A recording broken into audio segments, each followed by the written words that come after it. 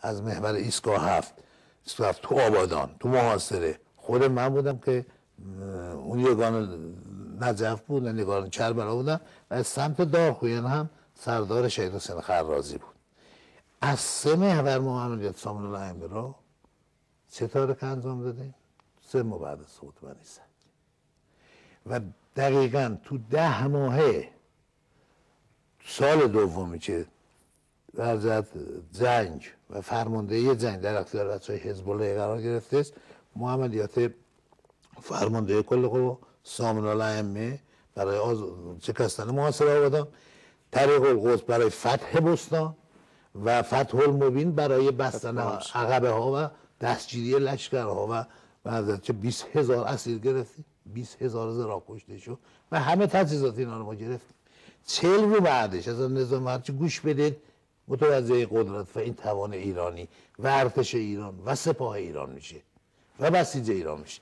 40 رو بعد از فتح المبین ما تو خرمشهر بودیم و عمل کردیم به خرمشهر و اومدیم بعد از راهکارهای وارد شدیم که اصلا به زعم و نظر اصلا ارتش راه نمی‌بدیم و تونستیم ظرف 10 تا 11 ماه واقعا اصلا صحنه جنگ، صحنه به حضرت درگیری ها را به هم بزنیم و تو همین مدت سال دوم 10 ماهی که جنگ در اختیار نیروی حزب الله ارتش و سپاه قرار گرفت ما فقط 50,000 اسیر گرفتیم. بسیار خیلی متشکرم. از آغاز این برنامه تا اینجا که رسیدیم انقدر شیرین و زیبا شما سخن گفتید و توصیف میکنید جلوه‌های مختلف حماسه دوران دفاع مقدس و به ویژه که خودتون از فرماندهان دوران دفاع بودید. نمیدونم از کدوم قسمت باید سوال کرد، همه اونها مطالب شنیدنی و زیباست و میطلبه که ساعت‌های بیشتری رو با هم گفتگو کنیم. اگر موافق باشید گزارش رو تقدیم بینندگانمون بکنیم و بازگردیم خدمت شما باشیم. خواهش میکنم بفرمایید.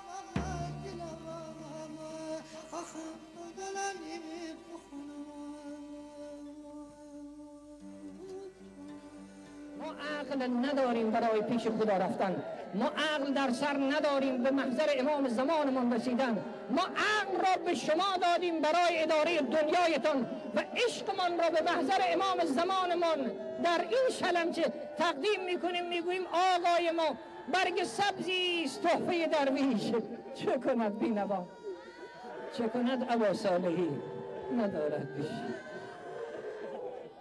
اولین حرکت عملی جلسه ابا صالح المهدی با پیمان و میثاق با شهدا آغاز میشه. عزیزانی که در گوشه و کنار اینجا اومدید، دیدید ما فریاد میزنیم، دیدید ما دردمندیم، اومدید اینجا دردهای ما رو بشنوید. اینا از شهر رضا میان، از شهر برادر امام رضا میان، از کنار مرقد مطهر شارزه بن موسی بن جعفر بلند شدن، از شهرهای دور نزدیک هم به اینها پیوستن. گفتیم ما یک جایی که ما راستسی اگر اونجا دستامون رو به دست هم دادیم و قسم یاد کردیم و پیمان بستیم دیگه نمیشکنیم. شاید در مسجد خواجه خضر خیلی پیمان بستیم و شکستیم، اما اینجا آمدیم پیمان رو محکم کنیم. فقط یه چیزی وسط میذاریم، هر کس خواست چون این پیمانی ببندد باید انگشت سبابش را بر خون شهید بگذارد و بر پیشانی و قلبش حک کند ای شهید داریم میاییم ما هم شهید بشیم، ما هم آرزومون کشته بشیم. آخه ما هم عاشقیم، عاشق جز مردن، عاشق جز فدا شدن هدفی نداره. مسیر را آمدیم، 11 سال پیاده آمدیم، 11 سال سلانه قدم به قدم وجب به وجب به عدد توحید آمدیم و اکنون در شلمچه با شهدا به هم پیوستیم. الحمدلله رب العالمین. خدایا این نعمت بزرگت را بر ما تمام بگردان. خدایا آرزوی شهادت آرزوی قلبی ماست، ما را از این آرزوی من منصرف مگردان. خدایا همه اون کسانی که الان بر مشهد شهدا و مقتل شهدا تجمع کردن در این مکان شلمچه، خدایا به حق شهدا با شهدا محشور بفرما. در آغاز عرضم و پرسش هم خدمت ما عرض کردم که حمایت همه جانبی که دول غربی و معاند با جمهوری اسلامی ایران انجام دادن بسیار متفاوته در تاریخ.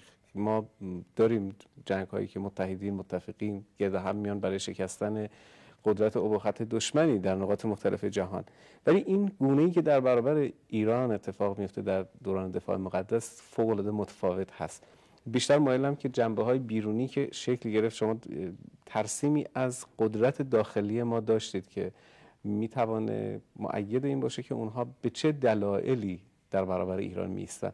اما یه قدری این را اگر برای بینندگان ما شفافتر و گسترده‌تر توصیف بفرمایید ممنون خواهم شد. ببینید توی دنیا به حضرت ما هرچی داشتیم شرق و غرب مقابل هم ایستادن. همه الان گرجستان شما حساب بفرمایید به سال 87 2008 داریم صحبت می‌کنیم. بله 78 دو تا قدرت مقابل هم ایستادن. یه تعدادی کشورمون سراغ اون، یه تعدادی کشورمون سراغ این. ولی در جنگ 8 ساله ما یک کشور به حمایت ما بلند نشده است. یک کشور تانک توپ تجهیزات به ما نداده، حتی سیم خاردار به ما ندادن. من سازمان موزه دفاع مقدس و موزه انقلاب هستم. بیش از 40 کشور ما تجهیزات گرفتیم، بیش از 12 کشور اسیر گرفتیم. اینا سناریویی که هست دیگه، و نامشون هست، پروندهشون هست، خونشون هست، عکسشون هست، اثرشون هست. تجهیز تانک‌ها که نمیشه تغییر بده. سربازان 12 کشور، بیش از 12 کشور ما سرباز و افسر گرفتیم. بینندگان عزیز، همونطور که مشاهده می‌کنید تعدادی از اسرای عراقی هم اکنون به در حقیقت اردوگاه آزادی اسرا اومدن که انشالله در اینجا مزه آزادی رو که در عراق نتونستن بچشن بتونن احساس کنن.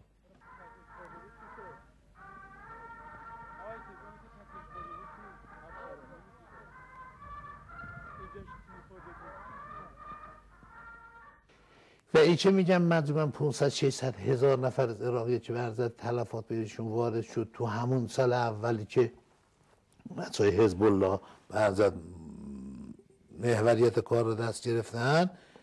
تمام مهمات ما در بیت المقدس مهمات 2 سال ما گرفتن. نه تنها من، واسه خرازی هم گرفت، همت هم گرفت، خدمت آقای قاسم سلیمانی هم گرفت، ارتش هم گرفت. اون ارتش سلاح سازمانی داشت و کمتر از این قانون، ولی ما سپاه ما کسی به اون چیز نمیداد. ما یه آب بیزیم به اون نمیدادن. لذا خدا به حضرت کمک کرد، اونا میوردن این فرودگاه را میوردن تو خط مقدم، 20 رو بعدش 30 رو بعدش یه ما بعدش یه حمله ما میکردیم، همه رو داشتیم میبریم و الان الحمدلله رب العالمین ما قدرت نظامی منطقه ایم از هر نظر. شوخ بردارم نیست. چون هم تجربهشو داریم، هم سلاحشو داریم، هم فنشو داریم، هم تخصصشو داریم، هم طرحمون دیگه تو گفت صندوق خودمون است. او ادعایی که آمریکایی‌ها میان میکنن، ابرقدرت‌ها میکنن، میگن فلان میکنیم، بیسار میکنیم، نمیدونن حالا طرح ما چیه، برنامه ما چیه، نقشه ما چیه. اون روز که ادعا میکردن میان فلان میکنیم، ناو جابجا میکردن، یه نسخه از طرح‌ها تو گفت صندوق خودشون هم بود. امروز اینطور نیست.